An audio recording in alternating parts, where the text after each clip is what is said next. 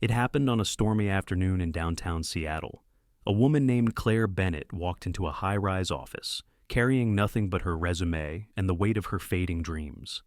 Across the desk sat Ethan Cross, a millionaire CEO, brilliant, ruthless, and used to watching people break beneath his words.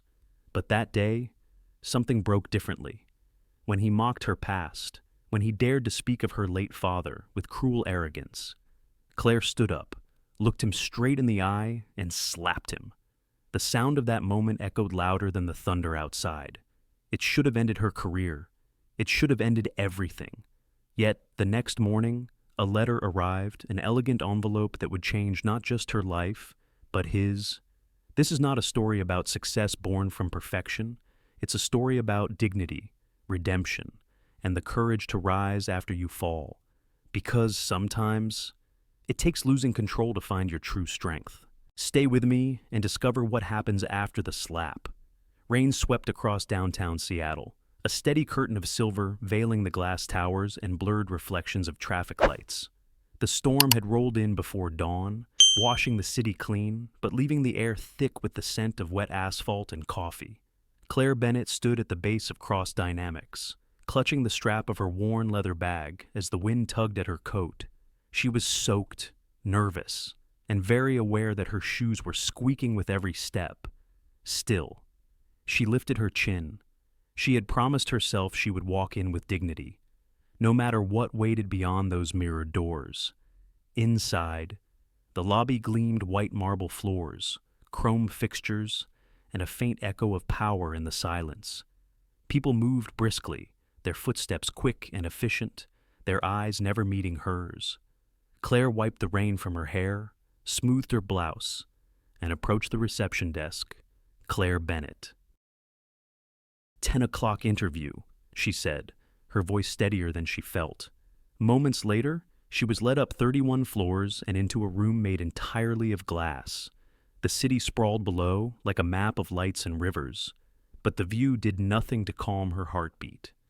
Behind a wide desk sat Ethan Cross, the CEO whose reputation was as sharp as the cut of his suit. He didn't rise to greet her. He barely looked up. "Miss Bennett," he said, flipping through her resume with the disinterest of a man scanning yesterday's headlines.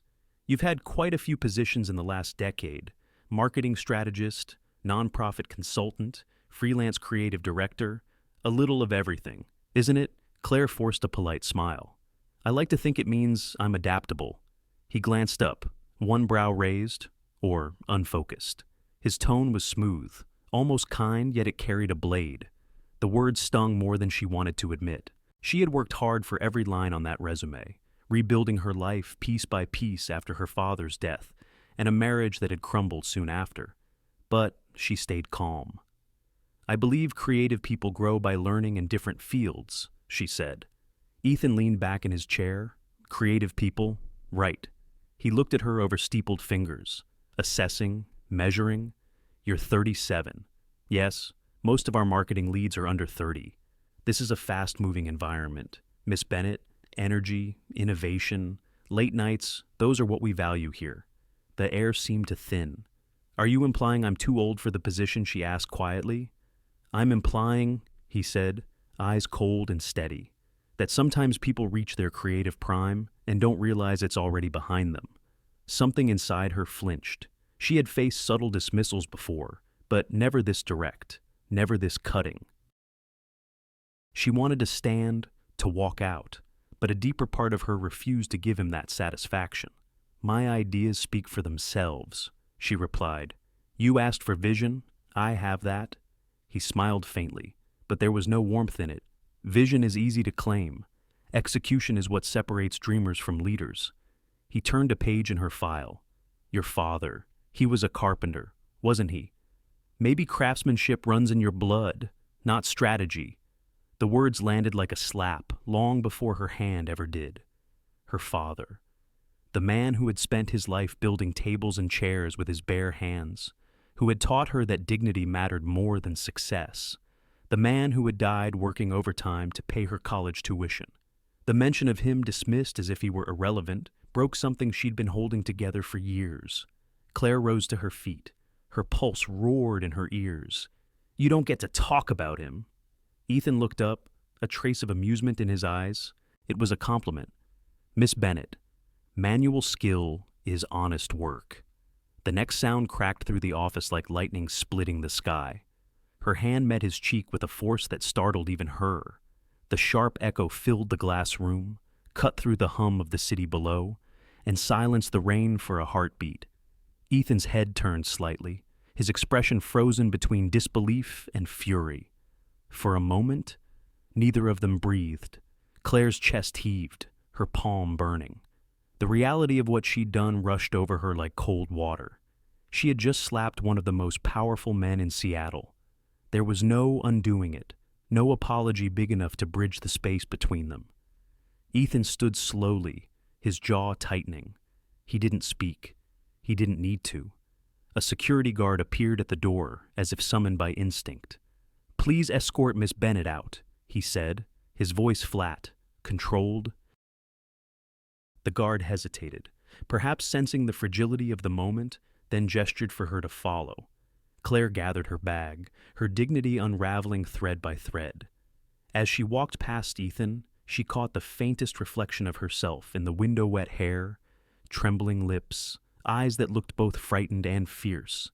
She didn't say a word. Neither did he. Outside, the storm swallowed her whole. The wind tore at her coat as she stepped onto the sidewalk, the rain cold against her flushed skin. People hurried past, umbrellas blooming like dark flowers. Claire kept walking, not sure where to go, only knowing she couldn't stop. Behind her, 31 floors up, Ethan stood by the window, one hand resting against the glass. The mark of her slap still glowed faintly on his cheek, a reminder that power doesn't always shield a man from truth. For the first time in a long while, he felt something he couldn't quantify or control: shame, perhaps, or the faint echo of respect. Down on the street, Claire turned the corner, her heart breaking in quiet rhythm with the rain. Somewhere deep inside, beneath the humiliation and the fear, a small, stubborn spark flickered to life. It whispered that maybe this wasn't an ending at all. Maybe, just maybe, it was the beginning of something she couldn't yet understand. And as thunder rolled again across the sky, the city seemed to hold its breath, remembering that single, defiant sound. For a moment, the echo of that slap was louder than all the thunder outside. For a long time after that slap, Claire just stood under the storm, unable to tell whether the rain on her cheeks was water or shame. The streetlights glimmered through the downpour, their reflections trembling in puddles that gathered around her worn shoes. She didn't remember leaving the Cross Dynamics Tower. One moment, she'd been staring at Ethan's stunned face. The next, she was outside alone, small against the steel-gray sky of Seattle.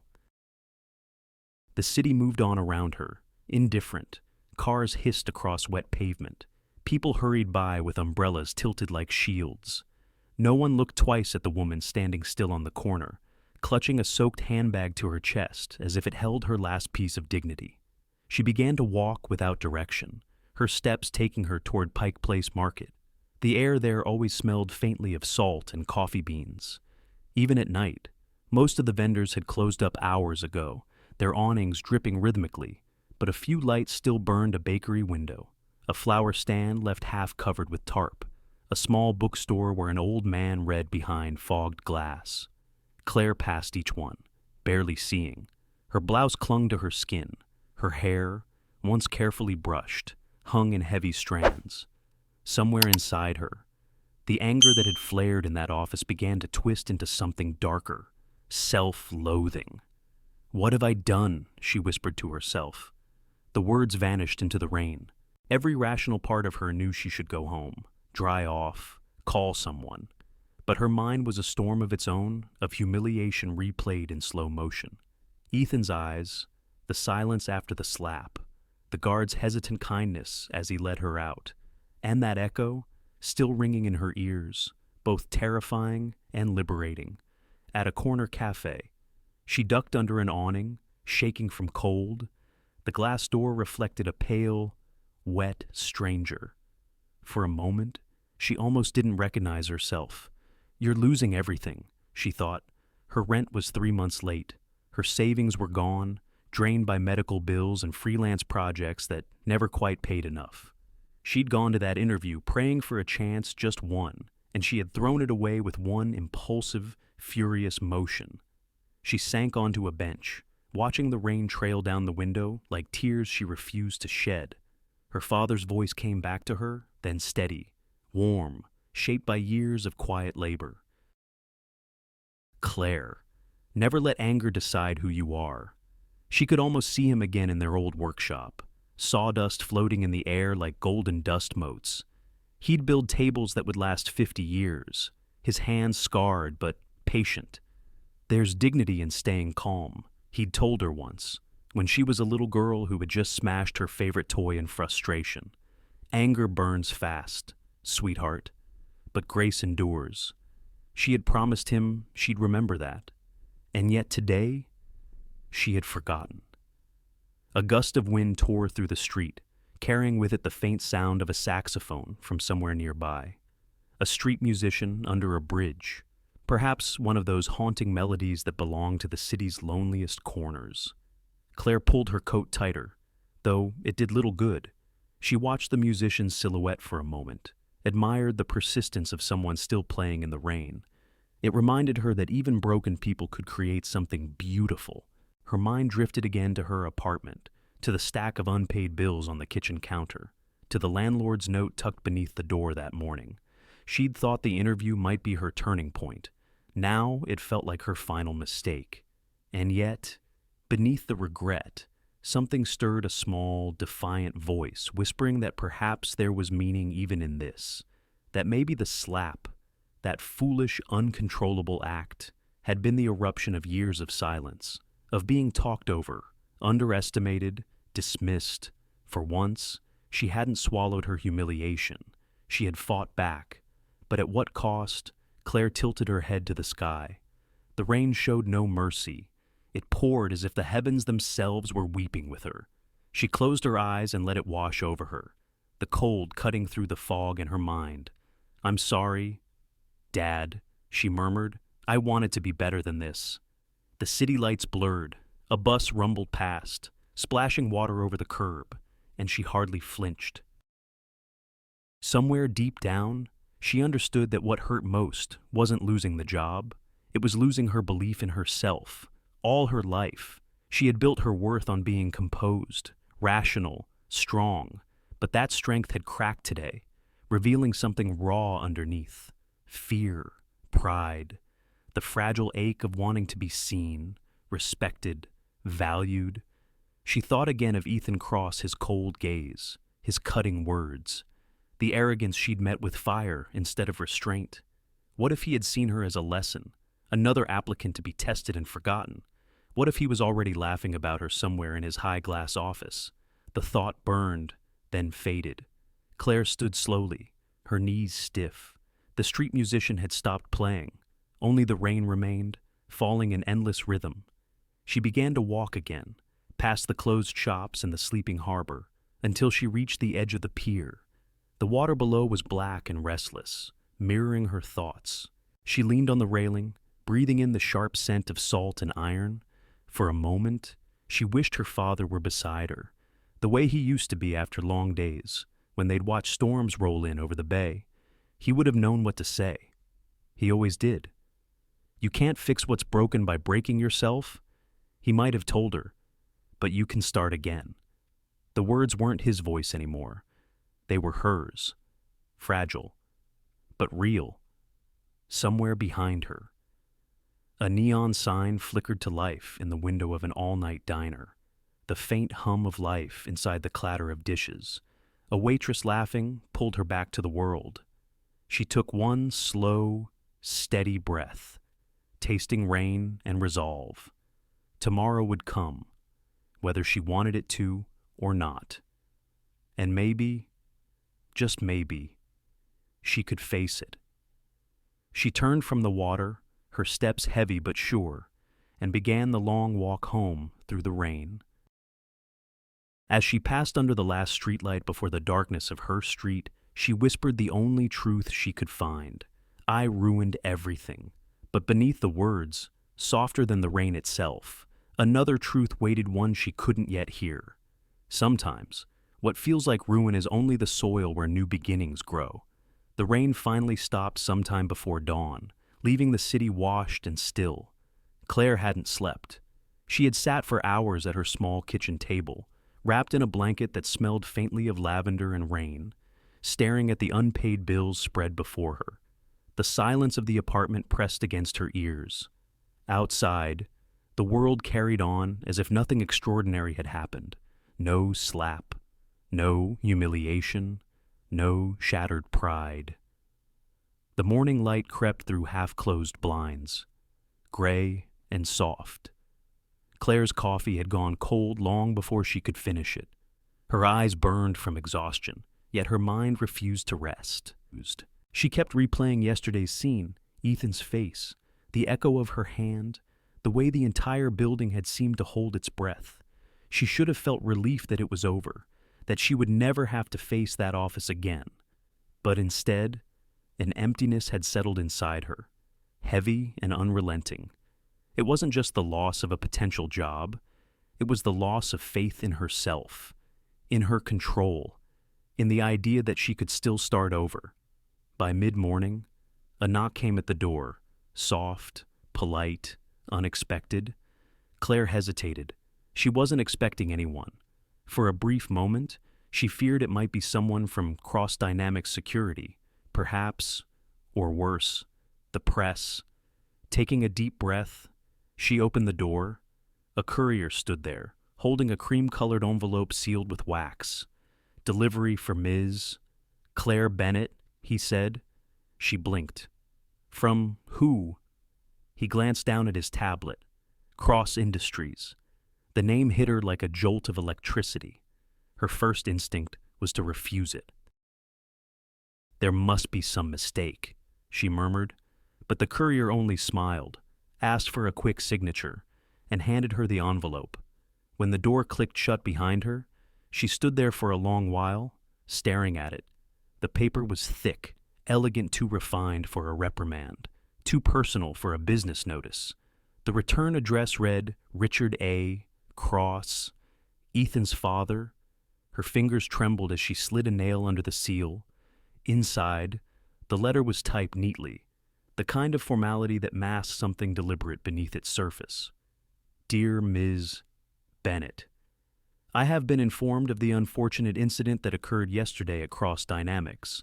While I regret the circumstances, I do not share my son's opinion of you. Your courage to speak and act upon conviction, though perhaps in an unconventional manner, reveals a quality sorely lacking in our modern world. I would like to offer you a temporary consulting position at Cross Foundation, our humanitarian division. The project concerns community rebuilding initiatives in underfunded towns. If you are willing, a driver will arrive at your residence tomorrow morning at 9 o'clock to escort you to our office for further discussion. Sincerely, Richard Cross."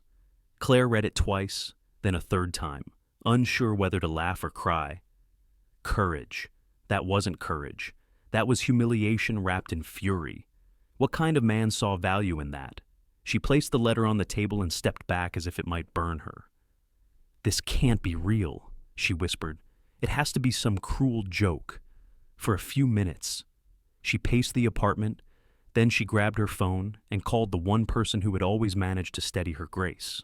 Grace was more than a friend. She was the sister life had given her when blood ties had run out. She listened quietly as Claire poured out the story, the slap, the letter, the confusion.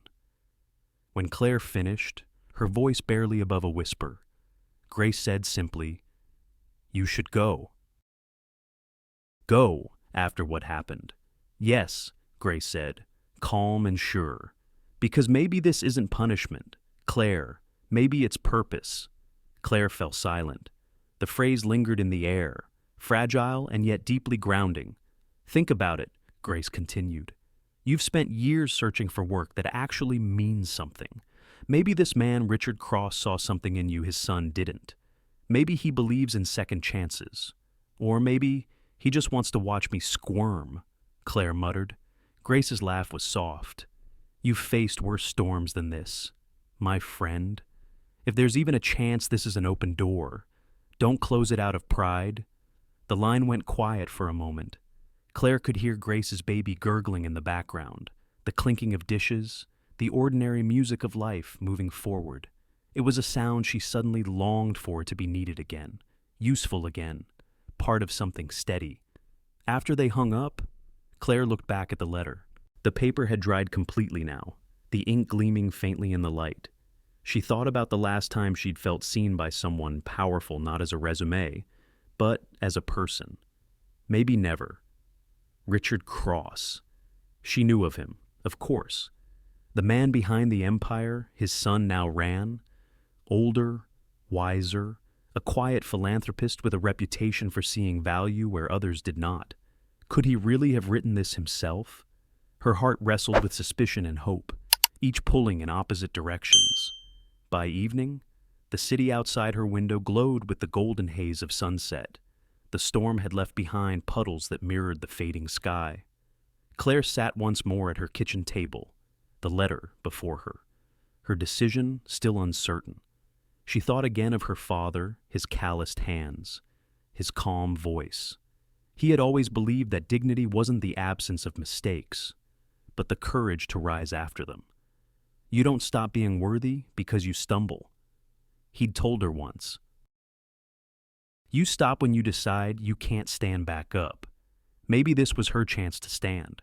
She took the envelope again, folded it neatly, and placed it in her bag. Tomorrow, at 9, she would be ready, not because she wasn't afraid she was, not because she believed she deserved forgiveness, she didn't know if she did, but because some part of her, the part that still carried her father's quiet strength, refused to let this be the end of her story. When she turned off the light and looked out across the sleeping city, she felt something shift inside her, a fragile flicker of courage, like a candle in a room long dark. Maybe, just maybe, life was offering her another beginning in disguise. And for the first time since the storm, Claire smiled small, uncertain, but real. The next morning arrived quiet and pale, the kind of morning that makes the world seem unsure of itself after too much rain. Claire woke before the alarm, her mind already awake before her body caught up. For a moment, she forgot about the letter on her kitchen table, the offer that had seemed too strange to be real. Then she saw it again, resting there like a question she still hadn't answered. At exactly 9 o'clock, the sound of tires against gravel drifted up from outside her apartment building. She looked out the window to see a sleek black sedan idling at the curb.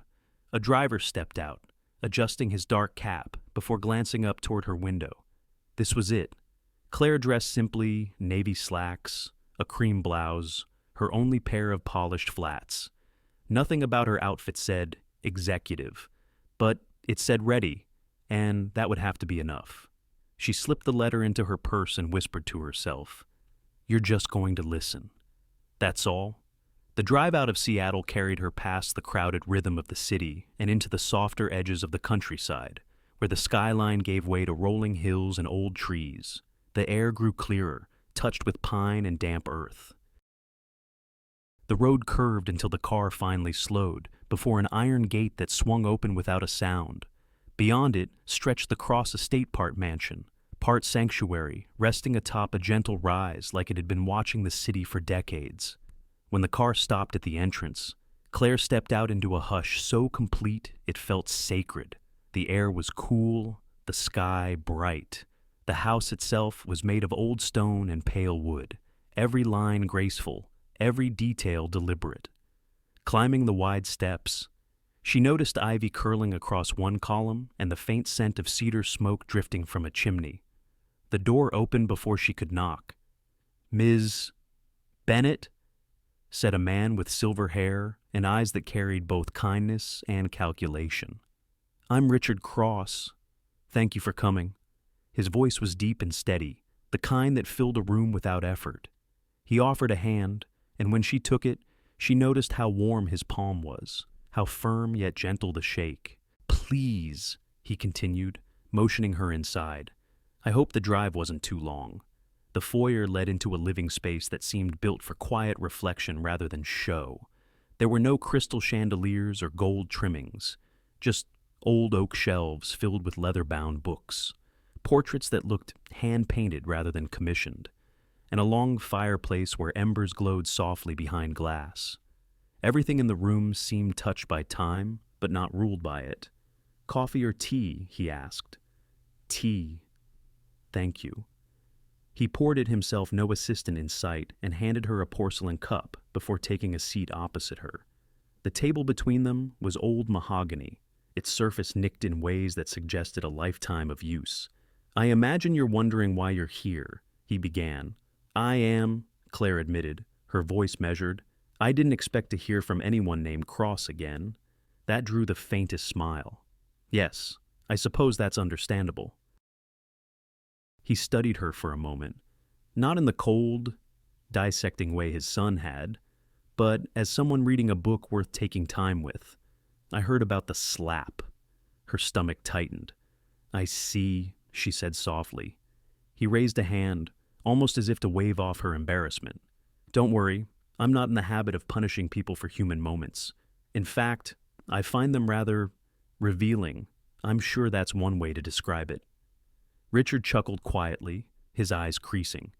"You remind me of your father." That startled her. "You knew him? Not personally," he said, "but I knew of him. A craftsman of integrity, a man who believed in building things that lasted." He leaned back, the firelight catching the edge of his cufflink. "Tell me, Ms. Bennett, do you believe people can be built the same way, strong enough to endure, but still capable of change?" She hesitated. "I think they have to be.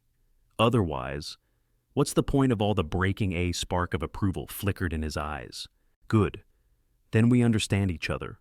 For a few moments, silence filled the room, the kind that isn't awkward but thoughtful. Outside, a breeze stirred the branches against the window. Richard set his teacup down and reached for a folder from the side table. "I didn't call you here to revisit yesterday's drama," he said. "I called you because I believe you have something that can't be taught." "And what's that?" "Conviction," he said simply. "Even in anger, conviction tells the truth. My son has built a business empire, but he's forgotten how to build trust. That's where you come in." Claire blinked. "You're offering me a job?" "A consulting role," he clarified, "at the Cross Foundation. We're struggling with a humanitarian project, community rebuilding, veterans housing, outreach programs. It's been stagnant for months. Too much strategy, not enough soul. And you think I can fix that?" "I think you can feel what others have stopped seeing," he said. "Numbers don't move hearts, Ms. Bennett. People do." She looked down, her hands clasped tightly around the teacup. "Why me?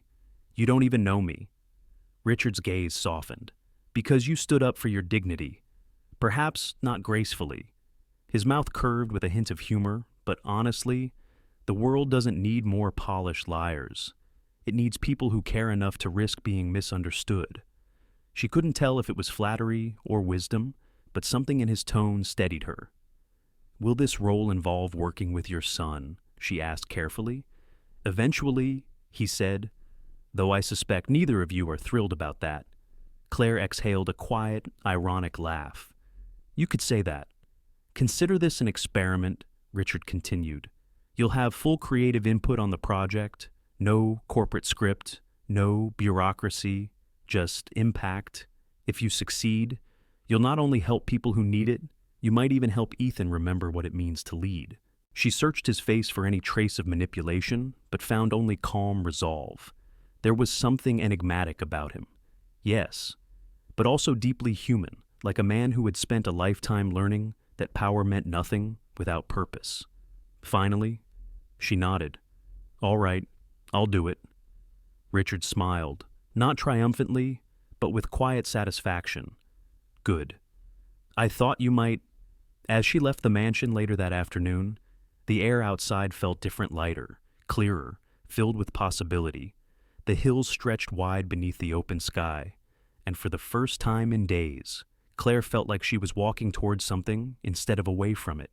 Behind her, through the tall windows of the study, Richard watched her go, the faintest smile returning to his face. He had seen what he needed to see. For him, it had never been about the slap, it was about what came after. And for Claire, though she didn't yet know it, this was where redemption would begin quietly, on a hill where kindness and intention met beneath the lingering scent of cedar smoke. The following Monday dawned clear and bright, as if the city itself had forgotten the storm that had baptized her second chance. Claire woke early, nerves and coffee working together in uneasy alliance. The memory of Richard Cross's calm voice still lingered in her mind, along with his words that had both comforted and unsettled her. Conviction tells the truth. She wanted to believe him. The Cross Foundation's new initiative was housed within the same sleek glass building as Cross Dynamics, a detail Richard had neglected to mention. When her taxi pulled up to the familiar front entrance, Claire froze for a moment, her pulse quickening. The revolving doors shimmered with morning light, reflecting her uncertain face back at her. She had walked through those doors once before, full of hope and fear. She had walked out drenched in shame. Now she was walking in again. Inside, the lobby felt colder than she remembered. People moved with the same precision as before, but this time their glances lingered a little longer, carrying whispers she could almost hear. Her name, perhaps, the story, the slap. News traveled fast in places built from glass. The receptionist, the same one from that terrible day, blinked in surprise when Claire approached the desk. "Ms. Bennett." "Yes," Claire said evenly. "I'm here for the Cross Foundation. Mr. Richard Cross asked me to report this morning." The young woman nodded quickly, recovering her composure. "Of course. You're on the 32nd floor." She hesitated, her eyes darting toward the elevators. "That's also Mr. Ethan Cross's level." Claire managed a small, polite smile. "So, I've heard." The elevator ride felt endless. She watched the numbers climb, her reflection shifting against the steel walls. By the time the doors opened, she had straightened her shoulders and fixed her expression into calm neutrality, the kind people wear when facing a room they once fled from. The Cross Foundation's offices were separated from the main company by a glass corridor filled with plants and sunlight, but even beauty couldn't quiet the thrum of her heart. As she crossed it, the sound of footsteps echoed behind her. "Ms. Bennett." The voice was unmistakable, steady, deep, and clipped at the edges. She turned.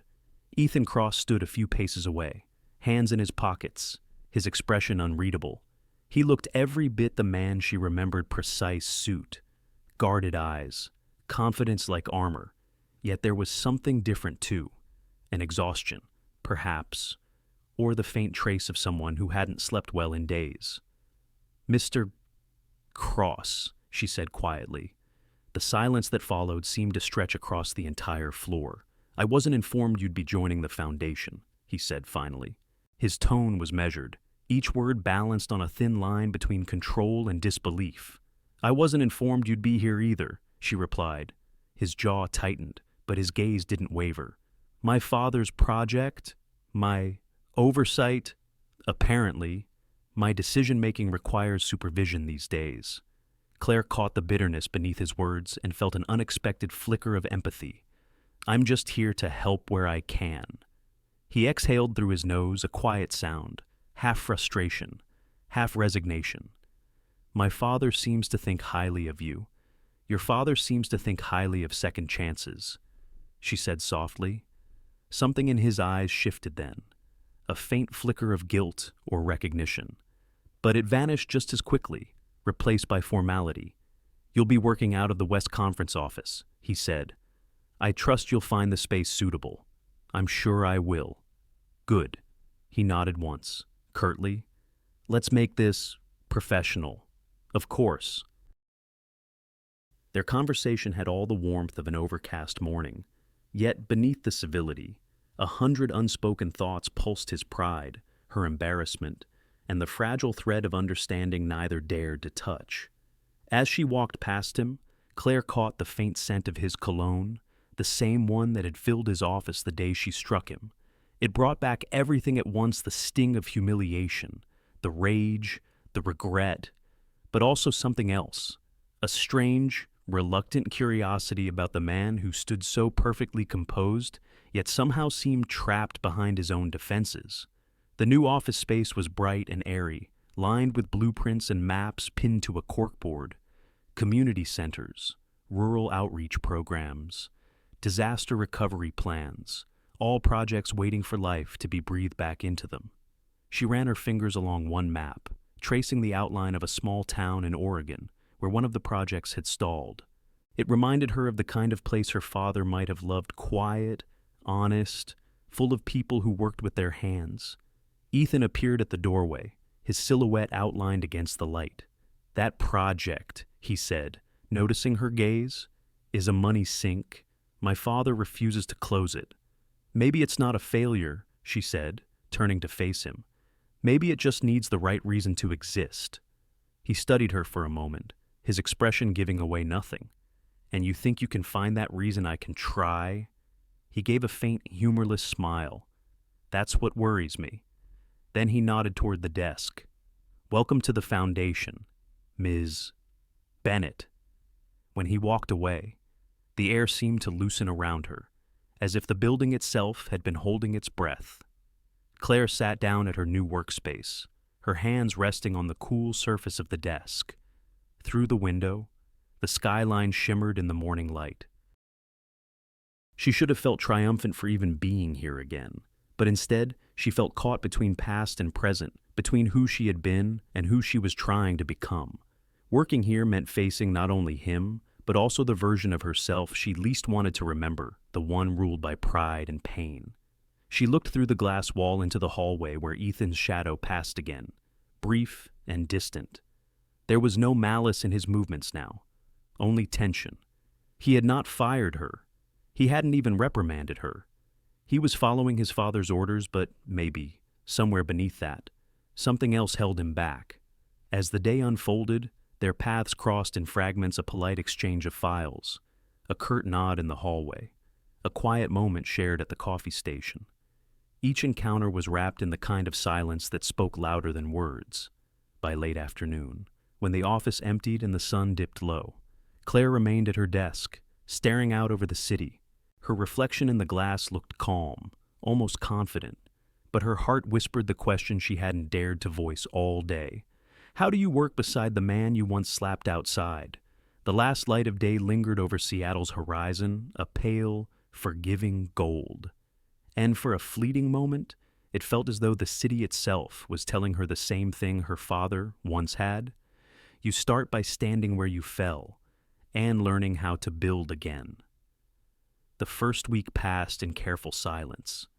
Claire and Ethan worked within the same walls, exchanging words only when necessary, polite, precise, never personal. It was a fragile peace built on avoidance. Yet beneath the quiet civility, an invisible current moved, something neither of them wanted to name. Ethan had learned to keep his distance. Every time he caught a glimpse of her in the glass conference room, her brow furrowed in thought. Her steady hands turning through reports, he remembered the sound of that slap and the look in her eyes. It was infuriating how often that memory refused to fade.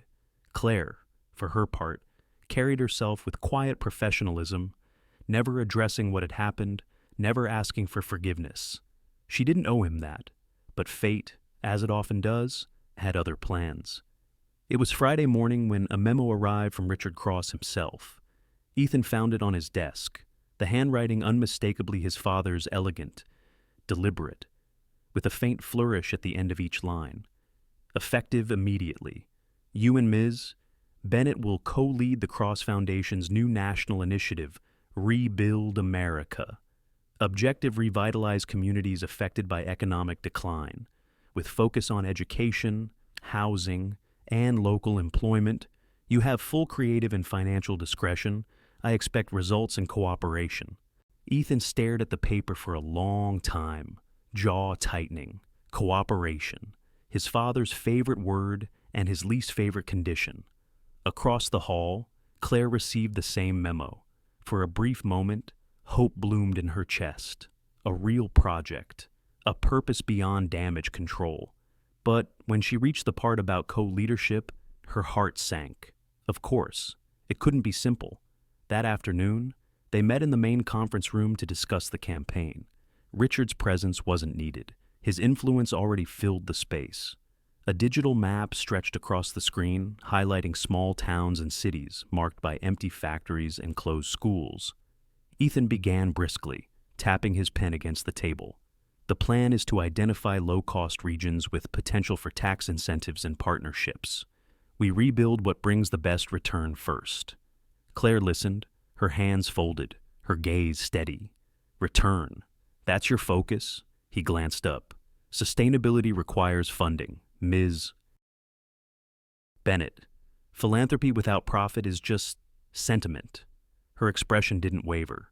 And profit without compassion is just greed. The words hung between them like the echo of thunder. Ethan set the pen down, the faintest smirk tugging at his lips. You seem to have a quote ready for every moral dilemma. I've lived through enough of them to collect a few, she said quietly. You can rebuild walls and roads all you want, but if the people inside them don't feel seen, nothing truly changes. He leaned back in his chair. Idealism doesn't balance ledgers. And ledgers don't heal communities, she countered. For a long moment, neither spoke. The faint hum of the city filled the silence, a reminder that the world outside kept spinning while they fought over its meaning. Finally, Ethan sighed. All right, he said. What do you suggest? Then start with listening, she replied. Before pouring money into projects, we visit the places that need help. Talk to people, hear what they actually want. Then we build around that. You want to travel to half-broken towns across the country because what it'll make for good headlines.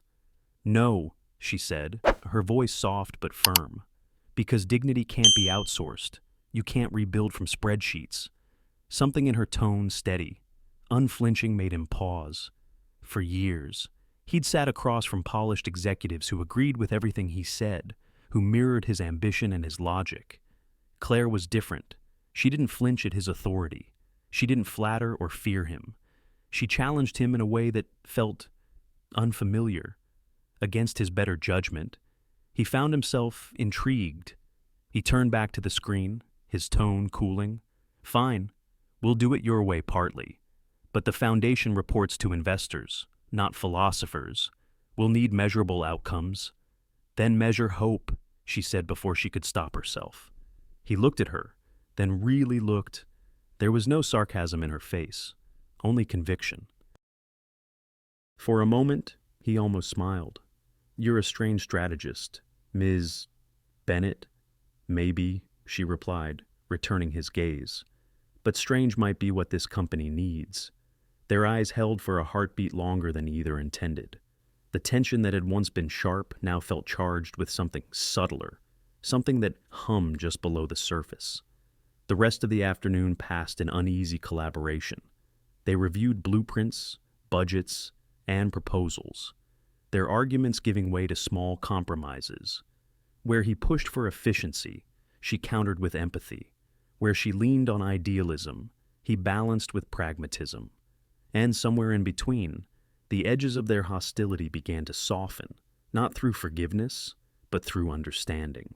By dusk, the meeting room was bathed in golden light. The city outside glowed with the beginning of evening.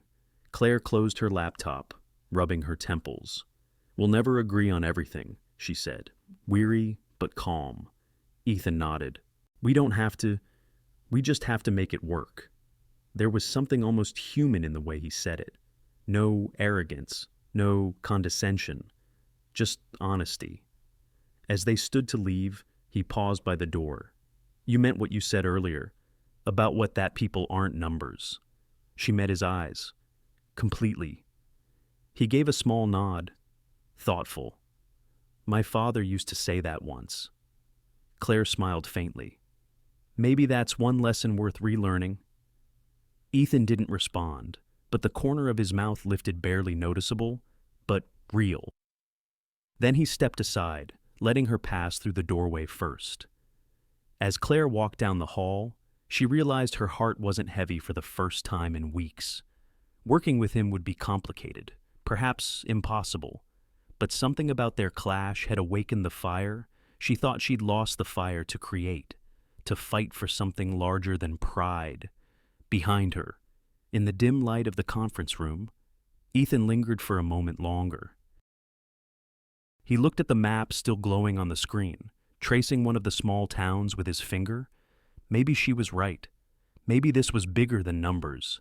He wouldn't say it aloud, not yet, but deep down, a thought began to take root, quiet, unexpected, and persistent.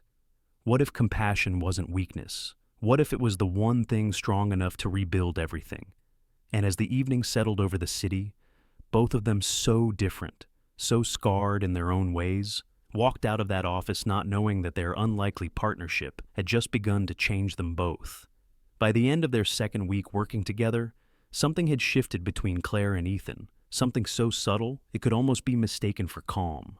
Their arguments still sparked, their debates still carried tension, but beneath it all, there was a new rhythm, less like a clash, more like a conversation learning its melody. Their project, Rebuild America, was beginning to take shape. Together, they had visited 2 of the chosen towns, each scarred by shuttered factories and fading hope.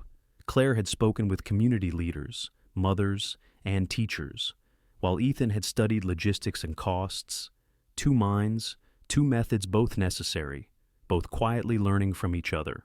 On one cool afternoon in Portland, they stopped at a small diner after a long day of meetings. The place was unremarkable faded red booths, a jukebox that hadn't worked in years, but the coffee was hot, and for the first time in a long while, they weren't surrounded by glass walls or boardroom glances. Claire sat across from him, stirring her drink absently. The exhaustion showed in her eyes, but so did something gentler. "You didn't have to come today," she said. "You could have sent one of your team." Ethan leaned back, his tie loosened, his expression unguarded, and missed the chance to watch you lecture a mayor about moral responsibility. She laughed softly. He was cutting the art program to fund a new parking lot. "Still," Ethan said, his lips curving faintly. "You were impressive. Even I almost wanted to donate." The compliment caught her off guard. Almost. Let's not get ahead of ourselves. For a brief moment, they shared something neither had felt in months: ease. It came quietly, without effort, the way sunlight breaks through clouds when no one's looking. Their conversation drifted then, from work to the past. It was Claire who asked the question first, her tone careful but sincere. "You mentioned once that trust doesn't come easily for you. Why is that?" Ethan hesitated, the question landing deeper than she knew. He glanced out the window, watching the rain streak down the glass, as if the answer might be hiding there. "Because the last time I trusted someone," he said finally, "it cost me more than I was willing to lose." Claire didn't press. She just waited. "She was my fiancée." He continued quietly. "Brilliant, charismatic, the kind of woman who could walk into a room and make people believe in her instantly. I thought she believed in me too." His voice grew flatter, more controlled. Turned out, she believed in numbers more. "She stole internal data from the company and sold it to a competitor 2 weeks before our merger. By the time I found out, she was already in Paris with someone else." Claire's hand paused over her cup. She searched for the right word, but couldn't find it. "Efficient," he said dryly. Then, seeing the look on her face, added softly, "Cruel. Yes, that too." There was a long silence after that, but it wasn't uncomfortable. It was thoughtful, the kind of quiet that allows old pain to finally breathe. Claire lowered her gaze. "I understand more than you think." He looked at her. "You." She nodded. "My ex-husband. He didn't steal from me, at least not money. But he took years I can't get back. The kind of betrayal that doesn't show up on paper." "What happened?" Ethan asked, his tone gentler now. Claire smiled faintly, though it didn't reach her eyes. "He left, said he wanted to find himself. Turns out he found someone else instead. I stayed behind with an empty house and a heart I didn't quite know what to do with." Ethan studied her for a long moment. There was no bitterness in her voice, only acceptance the kind that comes from surviving. Did you forgive him? I had to, she said. Forgiveness isn't about freeing them. It's about freeing yourself from carrying the weight forever. He leaned forward, his elbows resting on the table. You talk about pain like it's something you can file neatly in a drawer. Not neatly, she replied, meeting his gaze. But I've learned that holding on only turns pain into identity. And I've already spent too much of my life being someone's aftermath. Something softened in Ethan's face. The hardness that usually framed his words seemed to melt, replaced by something almost tender. You're not what I expected, Claire. Is that a compliment or a warning? Maybe both. This time, when they laughed, it was real. Not the cautious laughter of politeness, but the kind that comes when two people recognize something broken and human in each other and find it strangely comforting. The waitress refilled their cups and smiled at the rare sight of Ethan Cross laughing. Claire noticed the way his shoulders seemed lighter, the edge of his usual composure blurred by something close to warmth. For the rest of the evening, they spoke of simpler things, childhood memories, the books they loved, the little quirks that made them who they were. She told him how her father used to carve wooden birds and hide them around the house for her to find. He told her how his mother once filled his room with plants after his first heartbreak, insisting that green things heal wounded hearts. They laughed again, quietly this time, aware of how strange it felt to be sitting across from someone they were supposed to dislike and feeling, somehow, seen. When they finally stepped outside, the rain had stopped, the streets glistened under the streetlights, and the air smelled like renewal. Claire pulled her coat tighter, but Ethan wordlessly offered his umbrella. You don't have to, she began. I know, he said simply, but I want to. They walked in silence for a while, the world around them soft and muted. Every so often, their hands brushed accidentally, deliberately, neither admitting which. From across the street, behind the tinted window of a parked car, Richard Cross watched them. His eyes held the quiet satisfaction of a man who had seen enough of life to recognize when something was beginning not loudly, not recklessly, but truly. He didn't smile out of victory. He smiled out of faith. Faith that sometimes the right people meet at the wrong time so they can learn what love looks like when it's built on honesty instead of illusion. As Claire and Ethan disappeared down the glistening street, two silhouettes beneath one umbrella, the night carried the faintest whisper of promise. Old wounds had not vanished, but in their place, something new had begun to flicker, something small, uncertain, but real, like the first spark before a fire that might one day warm them both. The weeks that followed carried a quiet transformation, one so gentle it almost went unnoticed. After that night in Portland, something between Claire and Ethan had shifted. The tension that once sparked like static had turned into something steadier, warmer, like the low hum of connection that lingers after two souls have finally stopped defending themselves. Their work on Rebuild America began to move forward with purpose. Day after day, they built momentum not just in numbers or reports, but in understanding. What started as a collision of opposites slowly became a partnership that others in the office began to notice.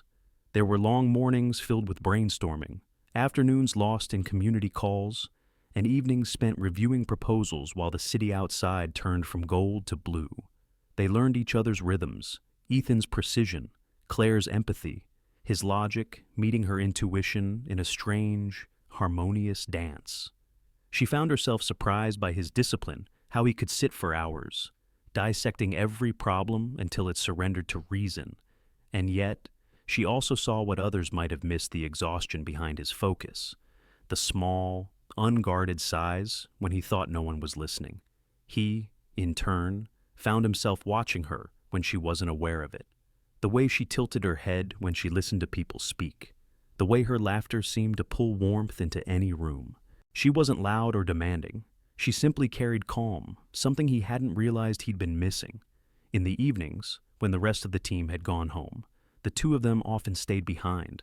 The office at night was a different world, soft light spilling across papers, the faint hiss of the espresso machine, the steady hum of the city far below. One night, as rain tapped gently against the windows, Claire sat at her desk, editing a presentation. Her hair was loose, her sleeves rolled up, a half-empty cup of coffee beside her. Ethan entered quietly, holding 2 more cups. "You're still here," he said. "So are you," she replied without looking up. He placed a cup beside her. Double shot, no sugar. She smiled faintly. "You remember?" "I have an inconveniently good memory," he said, taking a seat across from her. "It's a blessing and a curse." For a while, they worked in silence, the soft sound of typing blending with the rain outside. Then Ethan leaned back, looking at the city through the glass. "Do you ever wonder," he asked, "why we work so hard to fix things we didn't break?" Claire looked up, meeting his eyes. "Because someone has to." He smiled at that small, genuine. "You really believe in this, don't you?" "I do," she said. "Maybe because I've been broken enough to know what rebuilding feels like." The honesty in her voice caught him off guard. He watched her for a moment, as if seeing her not as an employee, not as the woman who once slapped him, but as someone quietly extraordinary. "You're not like anyone I've met," he said, almost to himself. Claire's heart stumbled in its rhythm. She looked down, pretending to study the papers before her. "That's not always a compliment, Mr. Cross. It is tonight." The room fell into silence again, but it wasn't empty. It was full, charged with something unspoken. The sound of rain softened, and for a fleeting moment, time itself seemed to slow, hovering between what had been and what might be. She wanted to say something to fill the space, but words felt too fragile for the weight of that moment. So, she simply nodded and returned to her notes, though her fingers trembled slightly as she turned the page. Ethan watched her a little longer before standing. "You should go home, Claire. It's late. So should you." He hesitated at the doorway, his voice lower now. "If I do, you'll still be here in an hour." She smiled without looking up. "Then maybe we'll both stay." He laughed softly, a sound that surprised even him. Over the next few days, the energy between them continued to shift. Their partnership became the quiet pulse of the entire campaign. They didn't always agree, but when they did, their ideas seemed to fit like puzzle pieces long separated. The other staff began to notice the change too. Meetings felt more alive. The team worked harder, spoke with more conviction. It was as if the belief growing between Claire and Ethan had somehow spread to everyone else. One evening, after a long presentation to the board, they stepped out onto the building's terrace. The city glittered below, alive with light and motion. Claire leaned against the railing, breathing in the cool night air. "You did well today," Ethan said. "So did you," she replied. "I think your father will be proud." He looked out across the skyline. "My father's rarely impressed, but maybe that's not the point anymore." "What is the point?" Then he turned to her. "This building something that matters, with people who matter." The sincerity in his voice made her chest tighten. She hadn't realized how much she'd needed to hear that from him, of all people. For a while, they simply stood there, side by side, the city's heartbeat echoing beneath them. Claire thought about how strange life could be, how the same man who once made her feel small now made her feel seen. But she also knew how fragile it all was. Trust built too quickly could crumble just as fast. She reminded herself not to read too much into words said under the spell of city lights and exhaustion. Still, when he glanced at her again, his eyes softened in a way that left her breathless. "You really think we can rebuild America?" he asked quietly. She smiled, her gaze on the lights below, one heart at a time. He nodded, his expression thoughtful. "Then I suppose we start here." And for the briefest moment, it wasn't clear whether he meant the project or the space between them. Inside the office, the lights glowed against the glass, casting their reflection out into the night, 2 figures standing close, not touching, yet undeniably connected. It was the kind of moment that didn't need to be named. It simply existed, delicate and real. And though neither of them would admit it out loud, both knew that something had begun to grow quietly in the shadows of their work, something neither had planned for, but both could feel, not love, not yet, but the beginning of it, the fragile, luminous kind that sneaks up on people when they stop running from themselves. And so, as the night deepened and the city hummed below, Claire and Ethan stood side by side, unaware that they were no longer just rebuilding communities. They were, without realizing it, rebuilding each other. For a time, everything seemed almost peaceful. The Rebuild America project was gaining momentum. The team had found its rhythm, communities were responding, and the media had begun to take notice of their work in a positive way. There were newspaper features, morning show interviews, and invitations to speak at conferences. For once, Claire felt the rare balance of purpose and belonging, as though the years of struggle had finally led her to this place. And then, as storms often do, it began with a whisper. It started on a Tuesday morning when Claire arrived to find the office unusually quiet. Conversations hushed when she passed. Smiles that had once greeted her now looked forced. A few people pretended to be busy when she entered the break room. The air felt charged with something she couldn't name. By noon, she found out why. An article had appeared on a gossip site, cleverly written, dangerously insinuating. The headline read, "From slap to salary, did Claire Bennett's outburst earn her a job at Cross Dynamics?" The piece described the incident from months ago in humiliating detail, the interview, the slap, the mysterious letter that followed. It suggested that her current position at the Cross Foundation wasn't earned, but handed to her as a product of pity or scandal management. It implied she was a symbol, not a professional. Claire read the article twice, each line sinking deeper than the last. Her throat tightened. She could almost hear the cynical tone behind every word. A woman loses her temper, hits a CEO, and somehow lands a high-profile job under his father's wing. By the time she finished reading, her coffee had gone cold and her hands were trembling. She turned off her screen and stared at the wall. The world suddenly smaller, the air thinner. The humiliation was back sharp, familiar, merciless. Within hours, it spread. Other outlets picked it up, spinning the same narrative in louder, crueler tones. Social media turned it into entertainment, a public replay of her lowest moment. Hashtags trended, memes surfaced. The slap, the one she had tried to leave behind, was now everywhere again. By the afternoon, Cross Dynamics' PR department was in full crisis mode, and while no one said it to her face, Claire knew who they blamed. The project's reputation was at risk. The company's image was fragile, and the easiest target was always the outsider. That evening, she sat in the empty conference room, staring out over the city that no longer looked welcoming. Her reflection in the glass seemed older somehow, worn down by disappointment. "You should quit," her pride whispered. "Walk away before they take everything from you again." But another voice, quieter yet steadier, spoke beneath it. "You've come too far to run now." Still, fear lingered, the same fear that had shadowed her since her father's death, the fear of not being enough, of being replaceable, of fighting battles that didn't want to be won. When Ethan found her later, she didn't turn around. He stood in the doorway for a moment, silent, reading the exhaustion in her posture. "I heard," he said softly. "I'm sure everyone has," she replied, her tone sharp from holding back tears. "You don't have to defend me. I'll hand in my resignation in the morning." He stepped closer. "That won't be necessary." She finally turned, anger flaring in her chest. "Of course it's necessary. You think the board will tolerate this, that your PR team won't demand someone to blame? They already did," he said, his jaw tight. "And I told them no."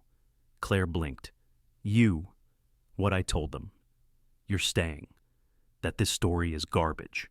That your work speaks louder than gossip." Her eyes searched his face, half expecting sarcasm, but his expression was steady, unflinching. Why, she asked quietly. "Why would you risk your reputation for mine? Because you earned your place here," he said simply. "And because I should have defended you a long time ago." For a moment, neither spoke. The hum of the city filled the silence between them. Claire wanted to believe him, wanted to let his words wash away the ache. But real trust, doesn't return so easily once it's been broken. "Thank you," she said at last, her voice soft. "But this isn't just about me. The whole project could suffer." Ethan crossed his arms, his tone quiet but firm. "Let it. The truth doesn't need permission to stand." It was such a simple statement, yet it carried a kind of strength she hadn't expected from him. For the first time, she saw not the guarded executive, but the man underneath the one who had been burned by betrayal and was still learning to believe again. The next morning, Ethan did something unprecedented. He called a press briefing. Cameras flashed. Reporters murmured. The hum of speculation thick in the air. Claire watched from the corner of the room, her heart pounding. Ethan stepped to the podium. His voice, when he spoke, was calm and deliberate. "There's been a lot of noise surrounding one of our employees. Ms. Claire Bennett," he began. "Much of it is untrue. The facts are simple. She was hired because she's exceptional at what she does. Our work with Rebuild America exists because of her leadership and compassion. Anyone questioning that is questioning the integrity of this company." The words hit the room like the first break of sunlight after a long storm. When it ended, the reporters clamored for more, but Ethan left without taking questions. The clip aired that night across major networks. For the first time, Claire wasn't the story their work was. Yet, despite the public vindication, the tension didn't vanish. Trust is like fine glass. Once fractured, it always carries the memory of its cracks. That evening, as Claire packed her things, Ethan appeared again at her door. "Rough day?" he asked. She smiled faintly. "I've had worse." "I don't doubt that." He hesitated, then added quietly, "You did good work today holding your head high." "Maybe that's all that's left to do," she said. He looked at her for a long moment. "No. What's left is to keep building." She didn't know if he meant the project, or themselves, or something deeper still. But for the first time in days, she let herself believe in the possibility of steadiness again. As the office lights dimmed and the rain began to fall outside, Claire sat for a moment before leaving. The city shimmered in reflections of gold and silver, a reminder that even after storms, the world doesn't end. It simply begins again, changed but still shining. And somewhere, deep inside her, she realized that maybe the hardest rebuild of all wasn't the one she was managing for the company. It was the one happening quietly within her own heart. The days that followed the scandal's calm were quieter, but not peaceful. The storm outside had passed, but the one inside lingered, low and steady, like a hum beneath the skin. Claire threw herself into work, rebuilding the foundation's credibility. One report, one late night, one breath at a time. Outwardly, everything was fine. But inside, something between her and Ethan had changed, something neither could name. He had defended her. Yes, he had stood before cameras and chosen her side. Yet, since that day, a distance had grown between them, not cold, not hostile, but fragile. It was as though both were afraid of what the silence might reveal if they let it stretch too long. One Thursday evening, long after most of the staff had gone home, Claire stayed behind to finalize a presentation for the board. The city glowed through the tall windows, reflections of light trembling across the glass. Her desk was scattered with papers, coffee cooling by her hand. She was tired, but not ready to stop. It was nearly midnight when the elevator chimed. Footsteps echoed down the hall, measured, familiar. She didn't need to look up to know who it was. "Working late again," Ethan said quietly, stopping by her doorway. "So are you," she replied, still typing. He leaned against the frame, watching her for a moment. "I can't seem to sleep these days." She looked up then, her expression softening. "Too much on your mind?" He gave a faint smile. "Something like that." He hesitated before stepping into the room, his usual confidence replaced by something almost uncertain. "I owe you an apology." Claire blinked. "For what?" "For more than you probably realize." She set her pen down, sensing the shift in his tone.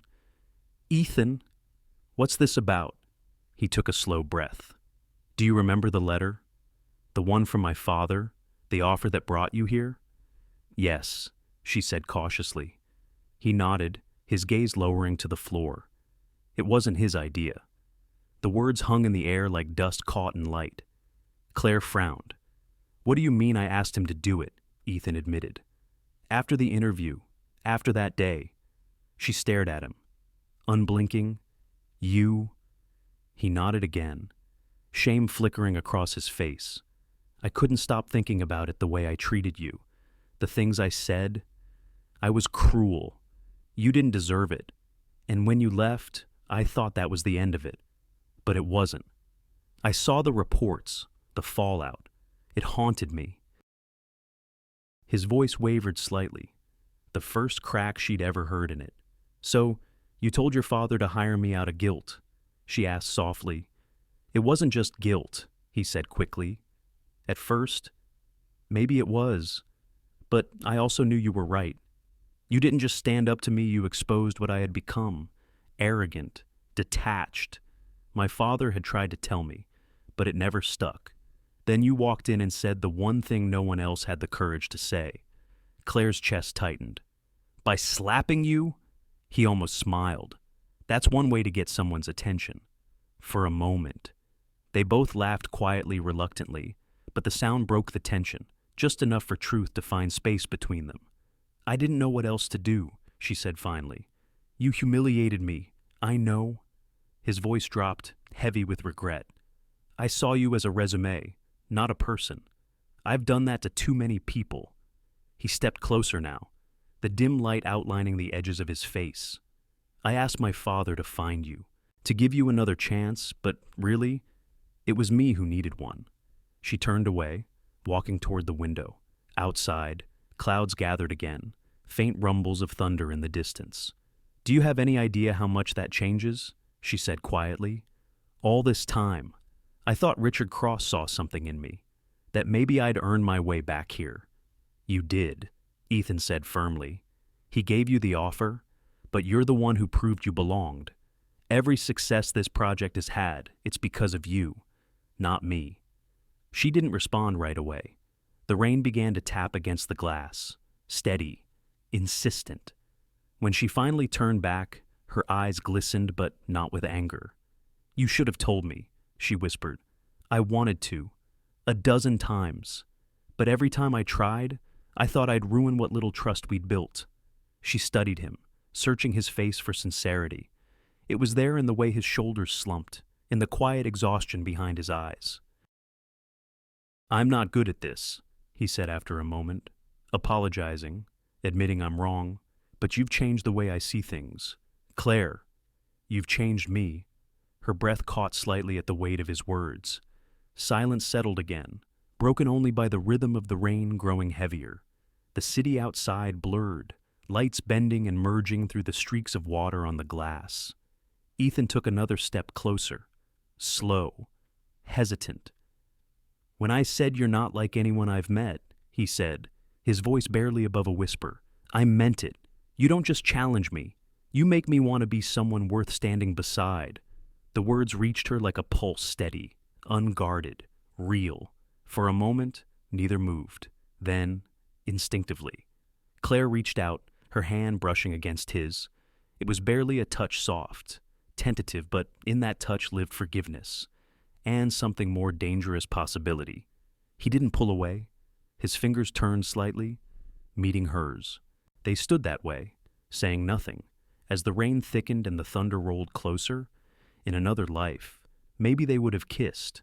But in this one, restraint was its own form of respect. When she finally spoke, her voice trembled, but not from fear. "You didn't need to fix this, Ethan. You just needed to be honest."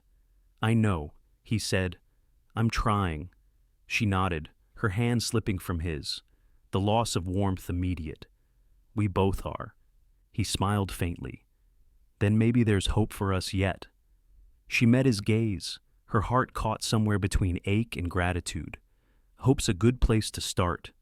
The rain outside deepened into a downpour. the kind that erases noise and leaves only rhythm.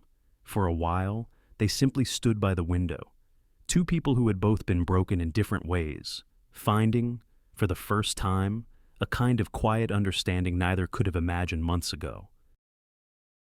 When Claire finally left the office, the city streets shimmered beneath the rain, and the echo of their conversation lingered behind her like a promise not yet spoken.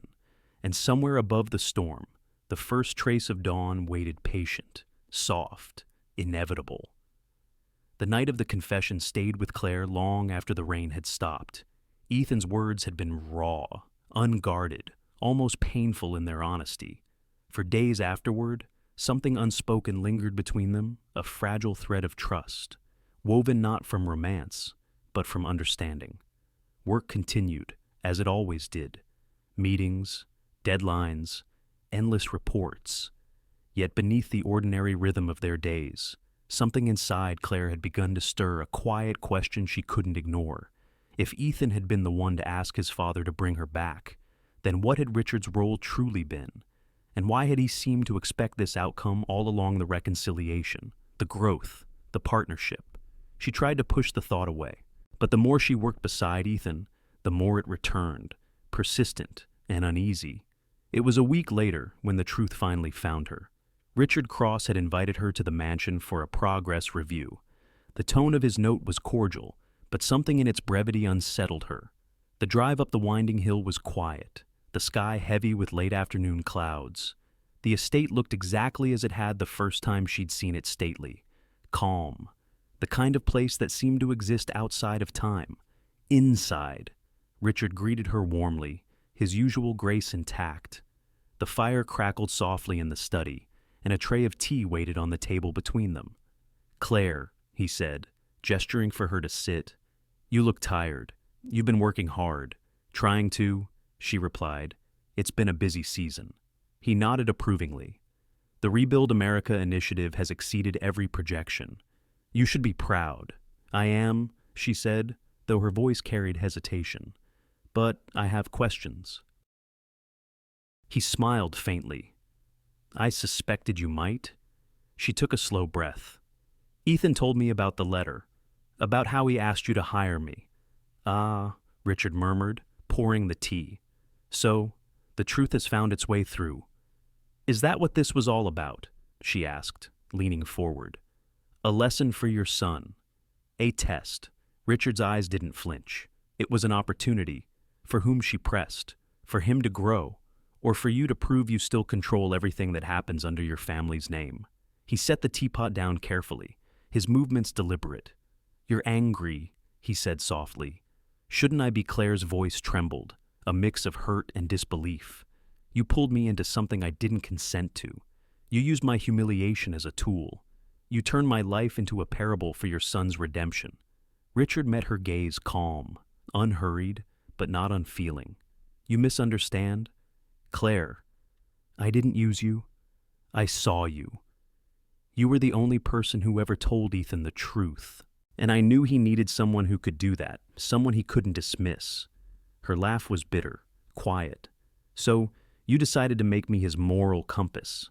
I decided to give two broken people a reason to confront themselves." He replied, "You both were trapped him by arrogance, you by fear. Sometimes the only way to heal is through collision." Claire stood abruptly, her pulse quickening. "You turn people into lessons, Mr. Cross." Richard's expression didn't change. "And yet, you both learned." The word struck her like a blow, not cruelly, but truthfully. She took a step back, her hands trembling. "You talk about healing as if it's something you can orchestrate, but people aren't instruments. Richard, they bleed, they break." He nodded, eyes steady. "And yet they rebuild."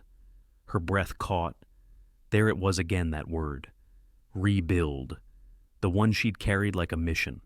Only now it sounded different, heavier, more personal. "You think this was mercy?" she whispered. "To manipulate pain until it teaches a lesson, I think," Richard said quietly. "That pain, when faced with courage, becomes wisdom. I didn't orchestrate your suffering. Claire, life did that long before you met me. I merely opened a door neither of you would have found on your own. She stared at him, torn between fury and reluctant comprehension. You don't get to play God with people's lives. I never have, he said gently. But I've lived long enough to know that, sometimes, the right people meet under impossible circumstances. Call it fate, call it timing. I simply gave it a nudge. His calmness disarmed her more than anger ever could. She wanted to stay furious, but the edges of her rage softened under the weight of his sincerity. Do you love him? Richard asked suddenly. Her head snapped up. That's not what this is about, isn't it? His tone was gentle, almost fatherly, because from where I stand, it seems that love has already done what I hoped it would. Humbled my son. Healed you. You see it as manipulation. I see it as providence. Claire's throat tightened. She turned away, staring into the fire, its light reflecting in her eyes. I don't know what I feel, she admitted. I just know that none of this should have happened this way. Richard rose from his chair, moving closer, his voice low but filled with gravity. And yet, it did. And out of it came something good. Not perfect, not painless, but good. She met his eyes then, searching for arrogance, for pride, for control. But what she found instead was weariness, the kind that comes from years of carrying both power and regret. You remind me of your father, he said after a long silence. He built things that lasted. You do the same, only with people. Claire's anger softened, replaced by something more complex, sorrow, gratitude, understanding. You still should have told me, she said. I know, Richard replied, but if I had, you might never have stayed. She looked away, exhaling slowly. The room felt heavier now, the air thick with truths that couldn't be undone. After a long pause, she asked quietly, was any of it real? The project, the opportunity, even the way you treated me? Richard smiled faintly, the kind of smile that held both tenderness and apology. Every bit of it was real. That's the beauty of life. Claire, sometimes even our mistakes lead us exactly where we're meant to go. When she finally left the mansion, the sun had begun to set, painting the horizon in shades of amber and rose. The world outside felt bigger than before, quieter, more uncertain. As she walked down the long path toward her car, Claire thought about Richard's words, about Ethan, about the strange, fragile web that had bound all three of them together. She didn't know whether to call it manipulation or fate, but somewhere deep inside, she felt the truth stirring, that perhaps wisdom and pain had always been two sides of the same coin. And as the first evening breeze swept across the hill, carrying the scent of rain and earth, she realized that even if she had been part of someone else's lesson, she had still found her own. Not as a pawn in Richard's game, but as a woman who had finally learned to define her own. When Claire left the Cross estate that evening, the sky was already heavy with clouds. The air had that tense stillness that comes before a storm, when even the trees seemed to hold their breath. Her conversation with Richard replayed in her mind, again and again, each word sharp, each silence sharper still. She had come looking for truth, and she'd found it, only it didn't feel like clarity. It felt like loss.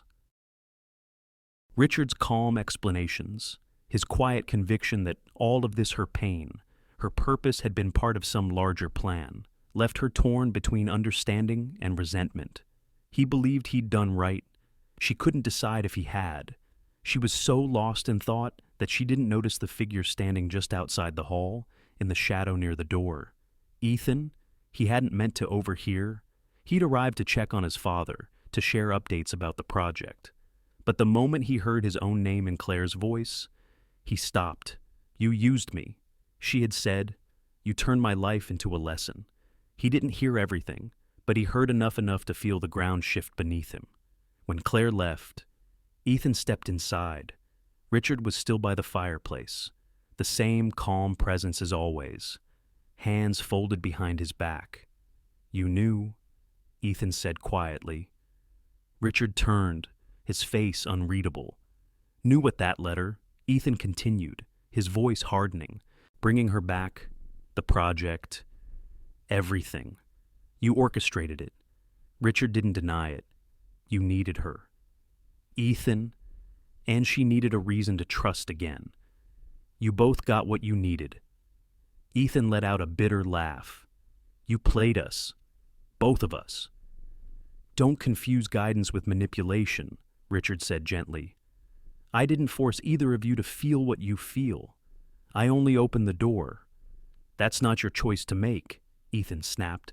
You turn my life into another one of your experiments like I'm still some spoiled child who needs to be fixed. Richard's gaze softened. You were broken, son. I did what I thought would help. And what about her? Ethan's voice cracked. Did she deserve to be dragged into this for the first time? Richard's composure wavered. No, he said softly, but perhaps she was meant to be part of your healing. And you, hers. Ethan stared at him for a long moment, his face pale, his jaw set. Then he shook his head slowly. You don't get to decide what other people are meant for. Without another word, he turned and left the house. Outside, the first drops of rain began to fall. Claire was already halfway down the winding drive when she saw Ethan's car lights in the rearview mirror. Her chest tightened. She pulled over, unsure if she should face him or let him pass. But he stopped behind her, and when he stepped out, she could see the fury in his eyes even through the rain. So it's true, he said, walking toward her. My father told you everything. I didn't know until today, she said, her voice low, trembling. And you didn't think to tell me, Ethan. He held up a hand. Don't. Just don't. His voice was raw, the control he usually wore stripped away. You knew how much this project meant to me, how much you meant, and all this time, it was another one of his manipulations, another one of his games. It wasn't like that, she said quickly. I didn't ask for any of this. I was just trying to what he interrupted. To fix me, to prove you're better than him. She flinched. That's not fair. Nothing about this is fair, he said, his voice breaking. I thought you understood me. I thought we were building something real. But now, I don't even know if any of it was real at all.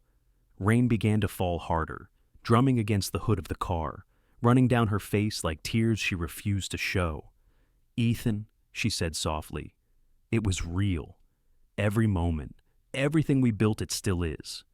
But he shook his head, stepping back. I can't do this right now. I need to think. Please don't walk away, she whispered. He paused at the car door. For a second, she thought he might turn back, but he didn't. The door slammed shut, and the sound of the engine drowned out her next breath. She stood in the rain long after the car disappeared down the road, her heart pounding against the ache in her chest. By the time Claire made it back to her own car, the storm had turned violent. Lightning cracked across the sky, illuminating the road in brief flashes of white. She got inside, shut the door, and sat there, hands gripping the steering wheel, body shaking. She wanted to scream, to cry, to call him, to tell him that she hadn't known, that she had been just as much a pawn in Richard's plan as he had been. But she knew none of it would matter until his anger had burned itself out. The rain hammered the windshield, blurring everything beyond it. The sound filled the silence like a heartbeat. Claire rested her head against the steering wheel. When she spoke, her voice was barely above a whisper. Sometimes love looks too much like pain. The words hung in the air, fragile and true. She thought of her father's lessons, of all the times he'd told her that love was not meant to wound, yet somehow it always found a way to hurt first, perhaps because it reached the deepest parts of us, the ones still healing. Outside, thunder rolled across the valley. Inside the car, she sat very still, her breath sinking with the storm. Through the blur of tears and rain, she thought about Ethan, the man she had once despised, then forgiven, then begun to trust. She had seen his pride, his flaws, his brokenness, and loved him anyway, if not fully in words, then in something quieter, more enduring. But now that love was suspended like the project, like their fragile connection waiting for the storm to pass, when she finally started the car, her reflection in the rearview mirror startled her. Not because she looked broken, but because she looked strong enough to survive it. As she drove away, The rain softened to a steady rhythm, each drop a quiet reminder that storms, no matter how fierce, always end. And somewhere, in that fragile quiet between heartbreak and hope, Claire began to understand something her father had once said. You can't stop the rain, sweetheart, but you can choose who you stand beside when it falls. Tonight, she was standing alone, but not forever. For days after the storm, the world seemed quieter, too quiet. The Cross Foundation offices, once alive with energy and purpose, now carried the dull stillness of something unfinished. The Rebuild America project had been paused, its teams reassigned, its vision waiting in limbo. Ethan hadn't returned. His office light, once the last to go dark each night, stayed off. The blinds remained closed, his phone went unanswered, and though no official statement was made, everyone in the building felt the shift, like a pulse that had stopped beating. Claire came back to work anyway. She sat at her desk, reviewing old files, updating reports no one had asked for. It was easier than staying home, where silence echoed too loudly. The chair across from her stayed empty. His coffee mug still sat on the corner of the conference table, untouched since the night of their argument. She couldn't bring herself to move it. She told herself she was fine, but every evening, when the world outside dimmed into shades of blue and gold, she found herself reaching for a pen. At first, it was just one letter. Dear Ethan, I don't know how to begin without sounding like I'm trying to fix something that might already be broken. You said once that I make everything too personal. Maybe you were right, but what you don't understand is that this project, our work, it was never just numbers to me. It was a way to believe in people again. In you. She stopped, the words trembling on the page, then folded the paper, placed it in an envelope, and set it aside. The next night, she wrote again. You once told me that compassion complicates everything. I think that's why I've always clung to it. It makes us human, even when it hurts. Another night, another letter. I don't know if you're angry or just lost. Maybe both. I wish I could tell you that I understand. Maybe I do. Days turned into weeks. The pile of unsent letters grew tucked neatly in a small box on her desk. She never signed them. Somehow, it felt easier that way.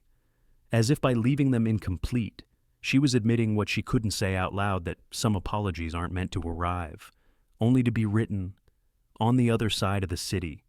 Ethan sat alone in his apartment, the view of Seattle stretching endlessly below.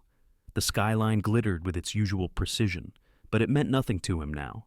He had tried to drown himself in other projects, new meetings, anything to avoid the quiet, but nothing replaced what they had built together. One night, unable to sleep, he opened the top drawer of his desk. Inside was a small notebook, the one Claire had given him during the early days of Rebuild America. Inside the cover, she had written a single line in her careful handwriting, for the plans that change the world and the hearts brave enough to follow them. He traced the words with his thumb, the memory of her voice washing over him like sunlight through fog. In that moment, he realized what he had lost. It wasn't just her presence, it was the part of himself she'd helped him find. The man who believed in purpose, not just profit. The one who listened instead of commanding. He closed his eyes and leaned back, the weight of it all pressing against his chest. What would she think of me now? The answer came softly, almost as if he could hear her whisper it. She'd tell you to stop running. He smiled at the thought, small, sad, but real, then opened the notebook again and began to write. Claire, I don't know if this will ever reach you. Maybe it shouldn't. But I need to say this somewhere, even if only to the page. I was angry at my father, at myself, at the way life always seems to teach through pain, but you were never part of the lie. You were the only truth in it. You said once that people aren't numbers. I didn't understand then. I do now. He stopped, pen hovering, unsure how to end it. If there's still a bridge between us, I hope it hasn't washed away completely. He folded the page and slipped it into the notebook, closing it gently as though sealing away a part of himself. Time passed. The rain gave way to the soft light of early spring. The city bloomed again, street vendors back on the corners, music drifting from open windows, life resuming its quiet rhythm. Claire continued her work, quietly and faithfully. Though the project remained on hold, the board had called for a strategic reassessment. She knew that was corporate language for waiting for the mess to settle. Some evenings, she would drive by the community centers they had built, the first completed ones. Children played outside. The walls were bright, the windows clean, the kind of small miracles that remind people that hope can live anywhere. She'd sit in her car for a while, smiling through tears, then drive home. In her apartment, the box of unsent letters remained on the shelf. Sometimes she would open it, reread a few, add another. Each one felt like a breath she hadn't known she was holding. "Dear Ethan," she wrote one night, "maybe healing isn't about forgetting what hurt us. Maybe it's about learning to carry it gently. I hope you've learned to carry yours." She folded the paper, placed it with the others, and closed the lid.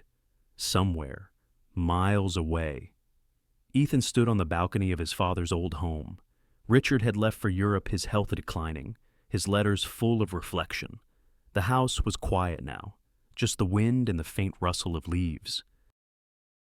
In his hands, Ethan held one of Claire's old project drafts. Her handwriting covered the margins, full of ideas, questions, reminders to listen first, decide later. He smiled faintly. He realized that for all the plans they'd made, the most important work had never been in the blueprints or budgets. It had been in learning how to rebuild themselves. And so, the days continued, two people separated by silence, yet connected by something that distance couldn't erase. Claire kept writing letters she would never send. Ethan kept rereading the words she'd already written, each of them trying, in their own way, to understand what it means to love without possession, to forgive without forgetting. The world went on turning. The city lights flickered each night like 1,000 small prayers. And though neither of them could see it yet, life was quietly preparing its next chapter, one that would bring them back into each other's orbit, not through guilt or manipulation this time, but through choice. Because some stories don't end with goodbye. They pause just long enough for the heart to remember what it's truly meant to hold. The seasons turned quietly. Spring unfolded into summer, and the world began to bloom again, as if it too had been waiting for a chance to heal. Months had passed since the night of the storm, since words had been spoken in anger and love had broken under the weight of misunderstanding. Yet, time, as it often does, softened what had once been unbearable. Claire had found a new rhythm to her days. She had left the foundation, not out of bitterness, but because she needed space to breathe, to remember who she was outside of everything that had happened. For a while, she taught community workshops in leadership and ethics, helping small organizations grow stronger. It was quiet work, meaningful in a different way, but sometimes, late at night, when the world was still, she still caught herself wondering where Ethan was, whether he'd found peace or purpose, or perhaps forgiveness. She never reached out, neither did he. Yet the silence between them no longer ached like it used to. It had become something gentler, like an old scar that no longer hurts, only reminds. One warm afternoon in early August, Claire received an invitation. It came from the city council, a formal notice about the grand opening of a new community center in Tacoma. The letter included her name among the honored guests and original contributors. She smiled when she saw it. The project had lived on after all. 2 days later, she made the drive north along the coast. The air smelled faintly of salt and cedar, the kind of scent that brings memory closer. When she arrived, the sun was just beginning to set, painting the sky in soft amber and rose. The building stood on a small hill, overlooking a park where children played and laughter echoed faintly across the evening air. It was beautiful, simple, sturdy, alive. Claire stepped inside. The interior was bright and open, full of small details she remembered from those early design meetings, the wide hallways for accessibility, the reading corner with donated books, the kitchen that could serve hot meals on weekends. Every wall told a story of effort and persistence. She ran her hand over one of the wooden beams. Her father had once taught her how to sand wood until it felt like silk. She smiled faintly, thinking how proud he would have been. "You built this." The voice came from behind her, familiar, steady, softened by time. She turned, and there he was. Ethan. He looked different. The sharp edges of his confidence had eased into something quieter, deeper. His hair was a little longer, his suit replaced by a simple shirt and rolled-up sleeves. For the first time, he looked less like the man who ruled boardrooms and more like the man who had once stood beside her, trying to learn how to rebuild the world. "Ethan," she said, her voice almost a whisper. He smiled faintly. "It's been a while. 7 months," she said without thinking, then added softly, "But who's counting?" A small laugh escaped him. "I see you're still keeping track. I remember the important things," she replied. They stood there in silence for a moment, the hum of the building around them, voices in another room, the faint sound of wind through the open door. "You really did finish it," she said finally. "I wasn't sure the project would survive after I walked away." He finished for her. "Yeah. Neither was I." "What changed?" He glanced toward the children playing outside. "I did." She waited. "I spent a long time trying to fix the things my father broke," he said slowly. "Then I realized I'd just been repeating them. Control, pride, fear of being wrong. When I left, I thought walking away was strength. Turns out, it was just another kind of weakness." Claire's eyes softened. "We all run when we're hurting." He nodded. "I kept reading your notes. You know, from the early project days. You wrote things in the margins about listening, about dignity. At first, I thought they were idealistic. Now I know they were the only things that mattered." He turned back to her then, and for the first time in months, their eyes truly met. "I'm sorry, Claire, for everything, for not trusting you, for letting my anger speak louder than my heart." She looked at him for a long time, the hurt she'd carried slowly unwinding inside her. "I was angry too," she said softly. "Not just at you, at the world, at myself for still caring." "Do you still?" he asked, his voice almost tentative. Claire smiled faintly. "Maybe caring isn't something you unlearn. You just learn how to carry it differently." He nodded, as if the truth of that settled somewhere deep within him. They walked together through the halls, stopping by a plaque near the entrance. It read, "Dedicated to the people who believed that rebuilding begins with compassion." Claire traced the words with her fingertips. "I don't even remember writing that line." "You didn't," Ethan said quietly. "I did." She turned to him, startled. "I wanted the world to know what you taught me," he said, "that people aren't numbers, that sometimes the hardest rebuild isn't of cities or companies, it's of ourselves." The air between them grew still again, not heavy, but full of something sacred and new. Claire felt the tears rise, but they didn't fall. Instead, she smiled. "You finally learned to listen." He chuckled softly. "It only took a slap, a scandal, and half a year of silence." They both laughed then quietly, genuinely. It was laughter that healed rather than hid. Outside, the first lights of evening flickered on, casting golden reflections through the glass. A group of children ran past, their laughter echoing like a promise. Ethan looked at her and said, almost reverently, "You built this, Claire, all of it." She shook her head gently. "No, we did." For a moment, neither spoke. The sun slipped lower, painting everything in a soft, forgiving glow. And in that golden silence, forgiveness passed between them, not dramatic, not declared, but deeply felt. Ethan reached for her hand, hesitated, then let it rest lightly over hers. There was no urgency, no desperation, just quiet understanding, the kind that comes only after the storm. They stood together, looking out through the wide glass windows, watching the world they had rebuilt, one heart, one hope, one act of courage at a time.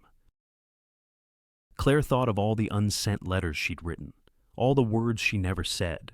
Perhaps she didn't need to send them after all. Some things were better understood in silence.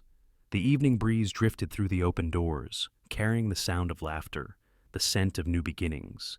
And in that moment, she realized that forgiveness wasn't about rewriting the past. It was about choosing peace in the present. As the sun disappeared behind the horizon, Ethan glanced at her once more and whispered, "Thank you for believing in me, even when I didn't deserve it." Claire's answer was simple. "You do now, and together." They watched as the lights of the community center glowed softly against the darkening sky, proof that even after the heaviest storms, something beautiful can still take root and shine. Summer lingered that year, long and golden, as if the world itself wasn't ready to let go of the warmth. The Rebuild America project had grown beyond what anyone had imagined.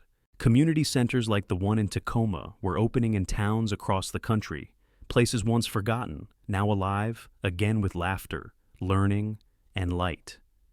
Claire and Ethan worked side by side, quietly rebuilding not only cities, but trust. They didn't speak of the past often. They didn't need to.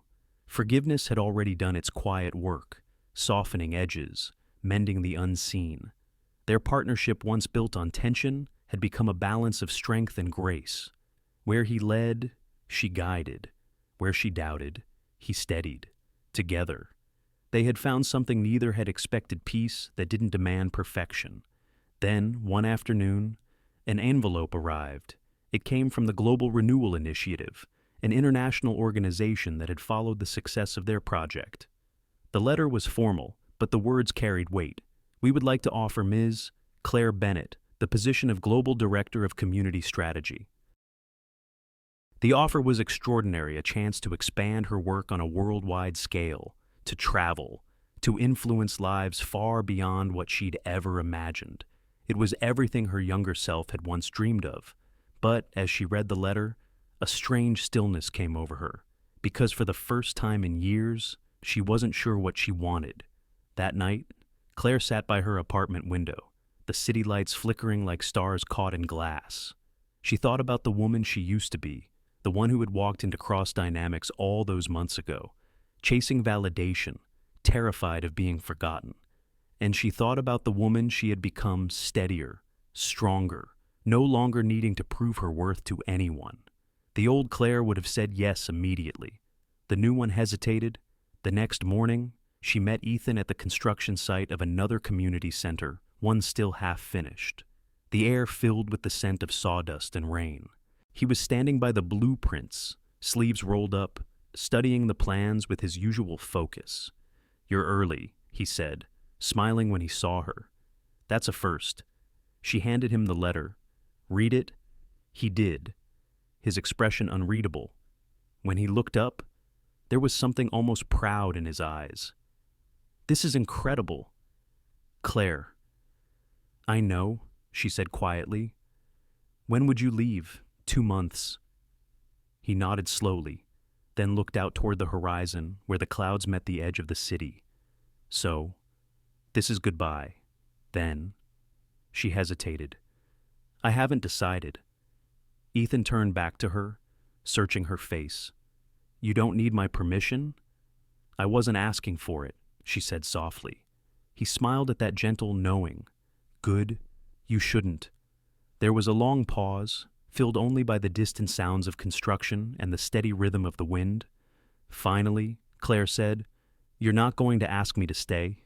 "No." His answer came quickly, but his voice was quiet. "Because love isn't supposed to keep you small. It's supposed to give you wings." Her throat tightened. "You've changed." "Maybe," he said, his eyes softening. "Or maybe I just finally learned what love looks like when it's not built on fear." She looked down at the letter again, fingers brushing the edge of the page. "It's strange," she said. "I spent years chasing something like this: recognition, scale, the next big step. But now that it's here, all I can think about is what I might be leaving behind." Ethan's gaze lingered on her. "Then maybe it's not about choosing one over the other. Maybe it's about choosing both purpose and peace, love and freedom." You've always had a way of finding balance. She smiled faintly. You make it sound simple. It's not, he admitted, but the best things never are. They stood there together, watching the workers begin their day, the sound of hammers and laughter filling the morning air. There was no tension between them anymore, only the quiet understanding that comes when two lives intersect, change each other, and then continue forward, better than before. Later that evening, Claire visited the Tacoma Center again. Children were drawing on the pavement outside, their chalk colors bright against the concrete. Inside, the walls were covered with community art murals of hope, of hands reaching for light. She walked the halls slowly, her heart full. Everywhere she looked, she saw the same truth. This was bigger than her, bigger than Ethan, bigger than any single decision. It was the work, the purpose that mattered most. That night, she wrote one last letter, not to be sent, but to be kept. Dear Ethan, you once told me that love should give people the space to become who they're meant to be. I think I finally understand what that means. Maybe love isn't a cage. Maybe it's a compass, something that doesn't hold you still, but points you toward home. No matter how far you go, I don't know what lies ahead, but I know this: what we built will last, because it wasn't made from ambition. It was made from grace. Weeks later, she accepted the offer. The farewell was simple. No grand speeches, no promises of forever. Just a quiet morning at the airport, where Ethan stood beside her, holding her suitcase handle for a moment longer than necessary. Go make the world better, he said softly. And you? She asked. He smiled. I'll keep rebuilding what's right here. For a heartbeat, neither moved. Then she leaned forward, pressed her forehead against his, and whispered, Thank you for letting me go. He closed his eyes. Thank you for teaching me how. And just like that, she walked toward the gate, the hum of the airport blending into the rhythm of her heartbeat. As the plane lifted into the clouds, Claire looked out the window at the city below, Seattle's skyline, glowing against the evening light. It wasn't goodbye, she realized. It was simply the next chapter. Love wasn't a destination, it was direction. And wherever life would take her from here, she knew the compass within her would always point toward the same truth. That love, when real, doesn't hold you back. It sets you free and somehow still brings you home. 2 years passed. Time, as it often does, softened everything: the sharpness of pain, the weight of uncertainty, even the echo of goodbye. What remained were the quieter things, the lessons, the peace, the growth. Claire's work with the Global Renewal Initiative had taken her across continents. She'd walked through villages where children learned under the shade of trees, through towns rebuilding after loss, through cities daring to believe again in community. Each place left its mark, a small reminder that the world heals one story at a time, and yet, no matter how far she traveled, there was always one compass point that called her back: Seattle. It was a clear morning in late spring when her plane descended over the city she once called home. The view below shimmered with sunlight, reflecting off the sound. The skyline familiar, yet changed. In her hands was an invitation, simple, elegant, unmistakable: Cross Foundation, reimagined 10-year anniversary, gala, hosted by Ethan Cross and Claire Bennett. The title still made her smile. A year after she left, the foundation had reached out. Ethan had taken over as president, restructuring the company into something entirely new, a hybrid of enterprise and empathy. Profits no longer measured only in numbers, but in lives changed. He had asked Claire to return not as an employee, but as a partner, to co-lead a new division focused on global and local initiatives. She had hesitated at first, unsure if the past could truly hold something new. But when she saw the mission statement, one she recognized in her own handwriting from long ago, she knew it was time. Now, standing at the edge of the foundation's new campus, she marveled at how everything seemed both familiar and new. The glass walls gleamed, but the heart of the place, the people, the laughter, the purpose was what truly shone. Inside, Ethan was waiting. He turned as she entered, that same quiet smile finding its way to his face. There was no grand reunion this time, no rush of emotion, just warmth the kind that comes from having weathered every kind of storm together. "Welcome home," he said. She smiled. "Feels like it?" They walked through the main hall together, where photographs lined the walls, images of community centers, rebuilt schools, and small businesses that had risen from despair. The world they had once only imagined now stood before them, alive and growing. "It's strange," Claire said softly, "how life circles back." Ethan nodded, or maybe it just finally finds its balance. As they stepped into the courtyard, the scent of rain lingered in the air. Richard Cross sat beneath an old oak tree, a blanket draped over his knees. His hair had turned silver, his face etched with the calmness that comes from letting go. He looked up as they approached, a knowing smile touching his lips. "I was wondering when you'd find your way back." "Claire." "I suppose it was time," she said, taking his hand. "It usually is," Richard replied, his eyes glimmering with that same blend of wisdom and mischief. "You two were always meant to build something together, though I admit, I didn't imagine it would take this long." Ethan laughed quietly. "You and your lessons, father." "Ah," Richard said, leaning back with a contented sigh. "But you learned them, didn't you?" He looked between them, his son, tempered by humility, the woman who had once dared to defy him, now standing as his equal, and for the first time in many years, he seemed utterly at peace. "I think I've seen enough," he murmured, closing his eyes briefly. "It's good to know the world will be in capable hands." Claire squeezed his hand gently. "Rest now. Richard, you've earned it." The afternoon light spilled gently across the garden, filtering through the leaves like fragments of gold. For a moment, everything was still, the kind of stillness that holds gratitude rather than grief. As the years unfolded, the world would come to know the Cross Foundation as something extraordinary.